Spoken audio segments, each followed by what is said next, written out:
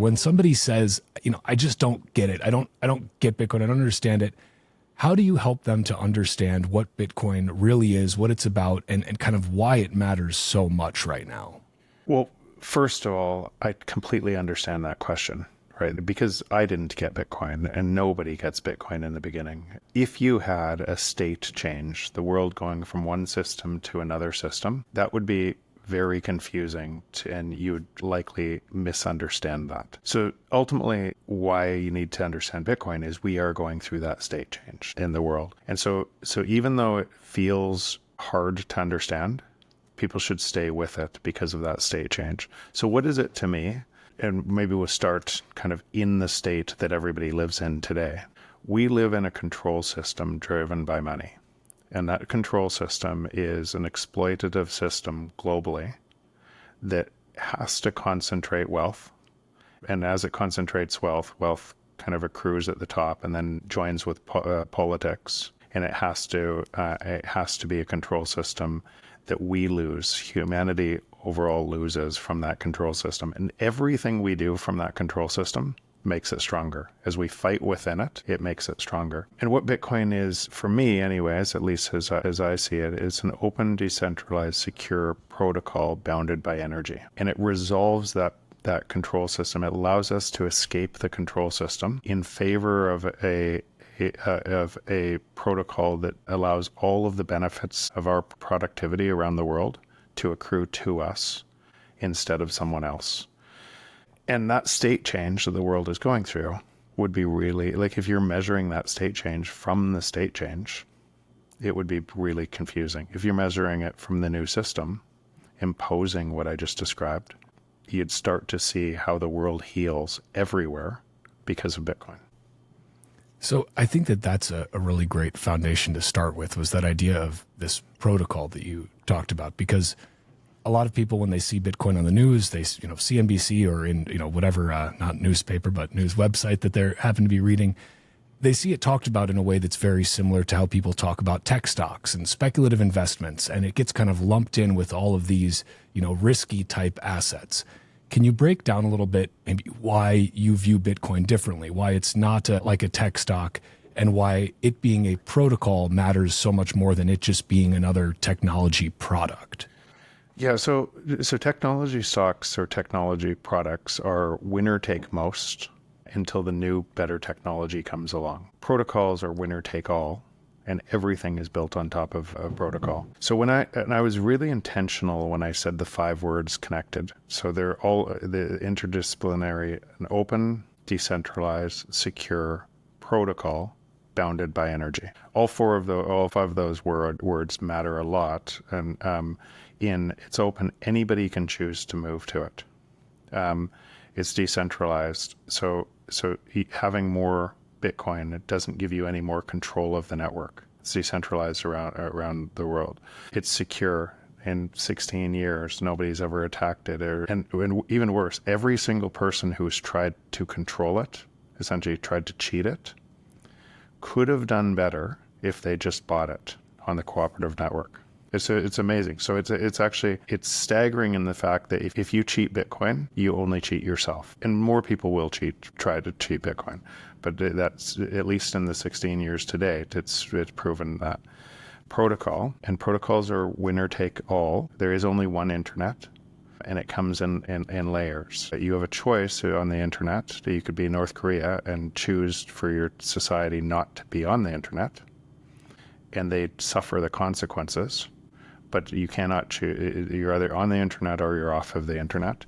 Protocols come in layers and add more and more functionalities in layers, and it's bounded by energy.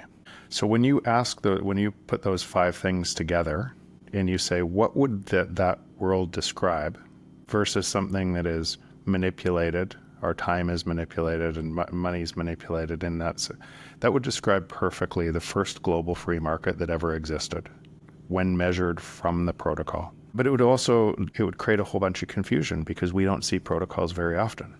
it would create confusion, and we see technologies more often. It would be easy to conflate the protocol with another coin and say, I have a faster, better coin. And most people would be convinced then Bitcoin is old technology and the new one would be better. It would be normal that the transition would look exactly like it looks, because most people would misunderstand how protocols are winner take all.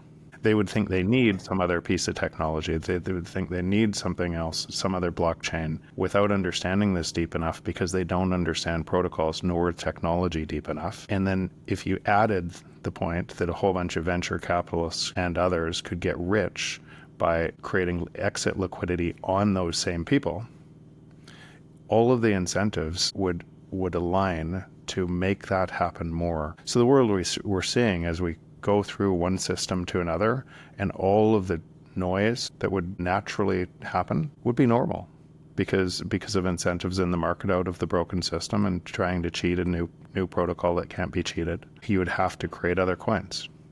And a lot of people would fall for that because they didn't understand the difference between protocol and technology. So this would be perfectly normal. So is this why we see or saw and continue to see the movement of, for a while it was blockchain, not Bitcoin. Yeah, Bitcoin's neat, but it's this dinosaur technology. And what we need to focus on is the newest, biggest, best, fastest, strongest version of, quote, blockchain.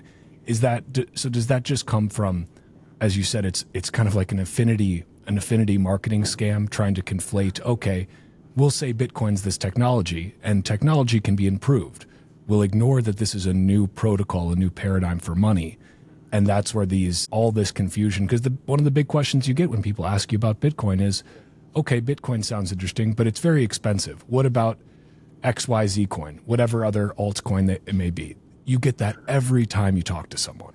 Yeah, so let's break that into, because it's easy to say all or nothing, but let's take pieces of that. So being an open, decentralized, secure protocol bounded by energy, then there might be a whole bunch of people kind of in the government. The government is terrible. Government is controlling us, everything else, and in that control structure wouldn't allow Bitcoin to be able to survive because it was open, because anybody could see the transactions.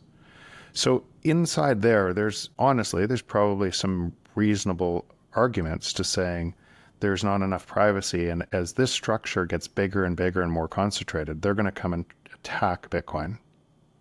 And they're going to attack the protocol with everything they have to be able to stop this from removing that power, essentially by redistributing the power back to people instead of government.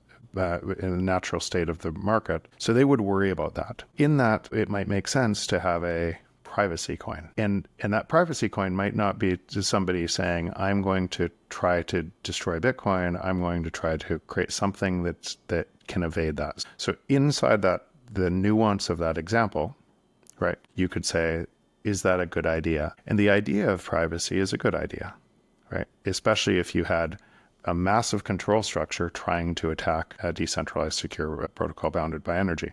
Now, we've seen through this process that Bitcoin has stayed resilient in the entire time, and no government can control it, at least not yet. But I can understand why somebody might think they have to be totally private. But what you find in the protocol is the protocol is developing the privacy on layers above Bitcoin.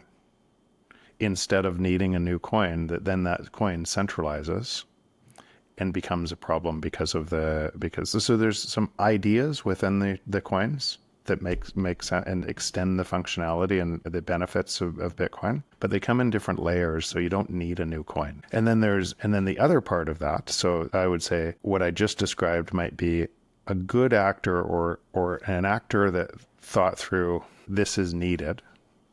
Right. But then once the coin and the way that the coin is mined and they have most of the coins and it realizes it can't be everything else, then I'm married to this thing that all my wealth is in, and now I'm making different decisions based on my own personal needs of this thing. So you find the incentives kind of misaligned on a lot of these other coins. But by the way, if you follow the early internet protocol development, you found a lot of competing ideas, many centralized companies trying to control the internet, right? Trying to have something out, and this is the one we're going to use. But the open decentralized protocol beat them all, and they all failed. And then it extended functionality through that same process. So that's the process that's happening in Bitcoin, and it feels messy, but it's actually not messy. It's that messiness is part of the evolution. Resolves